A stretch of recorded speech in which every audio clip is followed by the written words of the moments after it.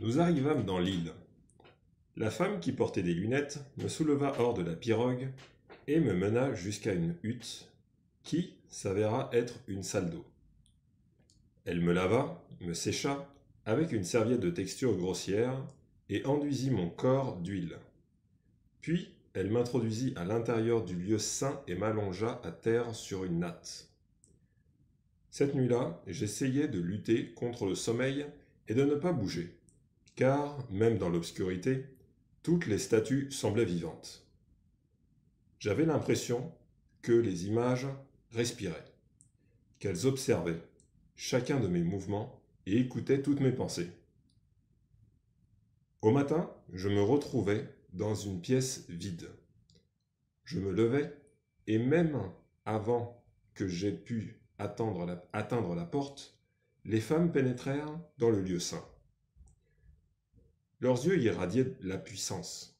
Elles demeurèrent silencieux et me fixèrent d'un regard implorant, comme s'il était en mon pouvoir de sauver leur vie. Je fus surpris par leur douceur lorsqu'elles me conduisirent jusqu'à une charmante maison, où elles préparèrent pour moi un grand nombre de mets de choix. Lorsque j'eus fini mon repas, elles me revêtirent d'une robe à la propreté éblouissante, coupée dans un tissu si doux et si blanc que j'eus la sensation d'être enveloppé dans un nuage. Elles m'effleurèrent avec tendresse et quittèrent la pièce.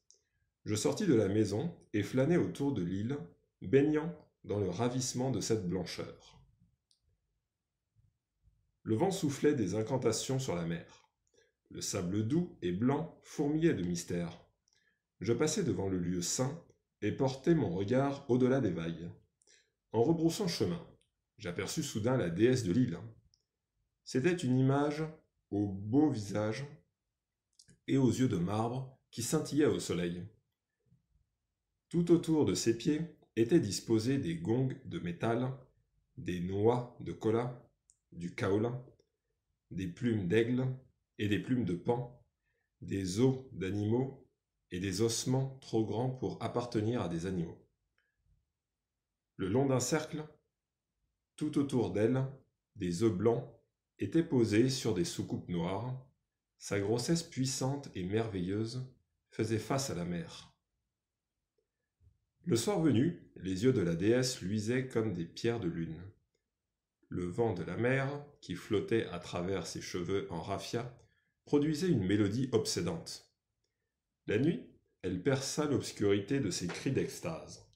Elle me glissait, je me glissais au dehors, sa somptueuse grossesse était si saisissante, face à la mer immense, que l'on s'attendait à la voir donner naissance à un dieu ou à un nouveau monde.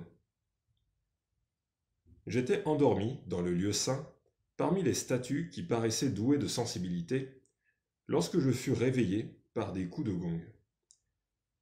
Je regardai au dehors et vis les femmes vêtues de blanc décrire une danse enchantée autour de leur déesse. Alors, je les observai dans l'obscurité. Quelque chose bougea derrière moi. Émergeant d'entre les images, un chat s'approcha de moi en silence. Il s'assit à mes pieds et me regarda. De ses yeux purs comme des pierres précieuses, je lissais sa fourrure. Soudain, une voix me dit « Es-tu idiot ?» Je tournai sur moi-même. À part les statues attentives, je ne vis personne. Je caressai à nouveau le chat. La voix reprit. « Pourquoi la déesse n'a-t-elle pas encore accouché ?»« Je ne sais pas, » répondis-je sans bouger. « Parce qu'elle n'a pas trouvé d'enfant à qui donner naissance. Si tu n'y prends pas garde, cette nuit tu naîtras une seconde fois. » Me rappelant que j'avais parfois le pouvoir de comprendre le langage des animaux, je sortis de mon enchantement, soudain conscient du danger que je courais.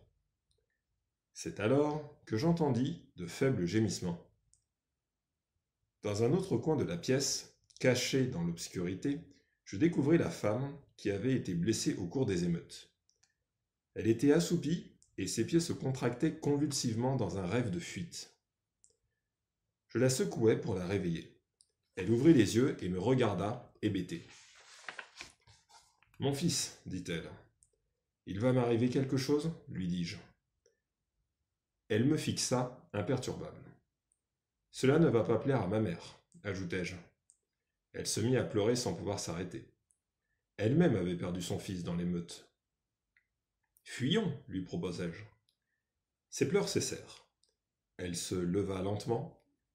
Nous nous glissâmes hors du lieu saint et nous hissâmes sur la pirogue. Nous pagayions à travers la rivière lorsqu'un cri étouffé s'éleva du lieu saint et gagna toute l'île en s'amplifiant. Portés par le vent, les cris s'engouffraient dans les cheveux en raffia de la déesse. Les vagues cinglaient la pirogue.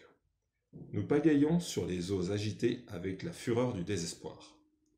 Nous étions à mi-chemin lorsque les femmes interrompirent leur rituel et se lancèrent à notre poursuite. Au clair de lune, je distinguai le visage meurtri et le regard abattu de la femme blessée qui ramait héroïquement. Mais l'effort avait été trop grand pour elle, et après avoir accosté, elle s'écroula à terre.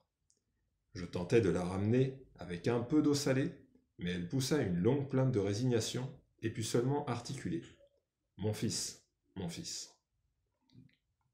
J'étais impuissant à la secourir. Les pirogues s'approchaient du rivage à vive allure. Je murmurai une prière pour elle et me mis à courir. Je ne m'arrêtai que lorsque je fus totalement hors d'atteinte de ce culte des femmes silencieuses.